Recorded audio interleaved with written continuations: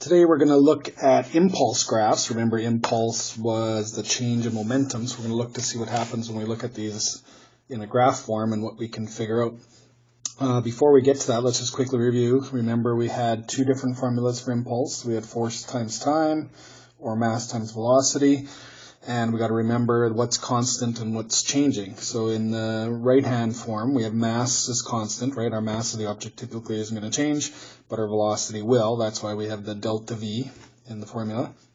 And on the left-hand side, because it's delta t, so time is changing. It's not really changing, but it's moving on. When we measure it, we do the change in time from start to finish. So therefore, using the same logic, then force must be a constant. So if force is constant in the formula, that means we got the same amount of force throughout the whole time, which means then we're going to also have constant acceleration. So the key thing to remember then is when we're using our impulse formula, force times time, that is only for a constant force. If the force isn't constant, then we can't use that formula. So let's look at the situation where it is constant and see what happens when we get a graph.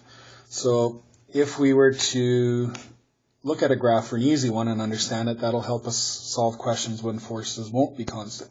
So let's suppose, to start with, we just have a basic graph where our force is going to be constant throughout a period of time. So constant force will have just a straight horizontal line. So if we're to calculate the slope of that line, rise over run, our rise would be our force, but our run is our time.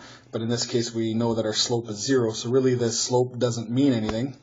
So for a normal kind of equation where the slope would be slanted, we'd just go rise over run, which would then be force over time.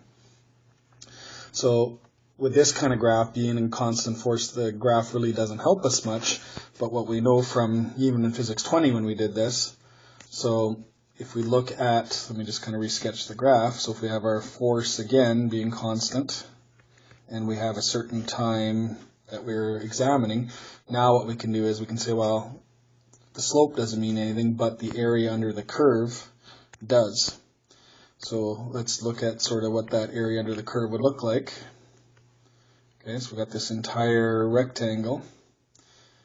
So if we look at the area under the curve, the area formula would be base times height, which would then just be our change in time times our force, so force times time. So we can see that from that equation, we just get basically force times time, which would then be our area of the graph, which is actually our impulse. Okay, because we know from our formula, oh, my formula is messed up here, but we can see that our formula is force times time, right? So that's our impulse. So we can see that if we had our graph, let's go back to the graph and let's do this first example. If we have a 25 Newton force over 10 seconds, so if we go back to the graph, if this was 25 newtons and this was 10 seconds, we can see that our area under the curve would be base times height, which would be 25 times 10, which would be 250. But we also know from the formula that impulse is force times time, so that would give us 25 times 10 as well because it's constant, so we get the same answer. So the key thing is we can see that when it's constant, we might as well just use the formula. You might as well just go 25 times 10, but if it's not constant, we see that the area will give us the same answer. So when we do get questions where they're not constant, that's when the graphs will come in handy. We cannot use the formula, right? The formula is only used for constants. So if it's not constant, then we do have to look at the graph, and that's really our only option. So let's do a couple examples where the force isn't constant. So this first one, it says we got a car going from rest, and it's going to accelerate over 5.78 seconds. And we're going to increase our force from 0 up to 3012 newtons. So if it's a steadily increasing kind of graph, we should get just a straight diagonal line, kind of like that.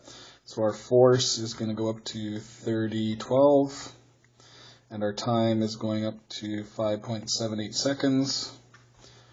And the mass of the car is 1500 in case we need that. So the question is saying, what is the impulse, and then what is the final velocity? Okay, so what we want to do then with this one is our impulse, we want to do it as area under the curve. Because it's not constant, we're going to have to do area. So in this case, our area now is going to be the area of this triangle. Okay, so area of a triangle will be base times height divided by 2. So we would have base of 5.78 times our height, 3012, and divided by 2. So that gives us an area of 8704.7. So we'll round that off. It'd be 8.70 times 10 to the 3 kilograms meters per second. So that's our impulse. Okay, so that part's pretty straightforward. So now the question is, how would we get our final velocity? So our final velocity then is going to be, we're going to have to use our other formula. So I'll do it over here on the side. Okay, so remember, we know that impulse is force times time if it's constant force, but we also know that it's mass times velocity. So, and it's change in velocity. So impulse we already figured out was 8.7 times 10 to the 3. The mass they gave us in the question was 1,500 kilograms. So we can solve it for velocity that way. And our change in velocity, we're going to assume it started from rest, which it tells us in the question. So really we're just looking for our final velocity, which would be the difference, right? So our VF minus VI, VI is 0, we're just really looking for VF. So our VF then would be 8.7 to the 3 divided by 1,500, and we'll get an answer of 5.80. And that's it. So a couple of key things to remember are force times time formula only for constant forces. If it's not constant, we're going to have to use a graph and figure out the area. And then after that, we can still use our mass times velocity in any case. So let's do another one. So now this one, it's not a nice, easy right angle triangle, but it'll still work the same way.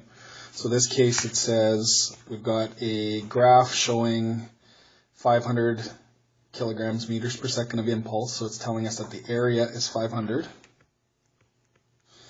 And it's saying we moved in 10 seconds. It's asking what is the maximum force. So in this case, remember, our impulse is going to be the area, which will be base times height divided by 2. We know our impulse was 500. We know our base is 10. What we don't know is our height, right? And remember, the height of the triangle will be that height, which is what our maximum force is. So that's really all we're looking for, is what is that maximum force. So if we rearrange this equation, we could times it by 2. That would give us 1,000 equals 10 times height, and we can call that 10 times height or 10 times F, whatever we want. Divide by 10, we get 100 as being our height. So in this case, our force would be 100 newtons. Okay, so that means in our graph, that height, the maximum height, the force maximum had to be 100. So you can see for any kind of graph, as long as we know that the area is going to be our impulse, we're in good shape. The last example we'll look at is one that's a little bit different. So we got a curved line, so we got all kinds of changing forces going on. And in this case, we can't calculate the area under a curve until you take Math 31 and you do some calculus. So for our cases, if we ever do get one like this, you're just going to do an approximation. So you can see if we sort of imagine sort of a midline or a best fit line for this, we'd make a straight line, we would get a sort of a rough triangle out of it. So we could just calculate the area that way. So create a basic triangle, calculate the area, and go. Or in some cases, depending on the shape, you might want to break it into a triangle. Then you might want to do a rectangle or whatever. So basically do whatever you can to calculate the area as accurate as possible. And that'll be the impulse. And that's all for today.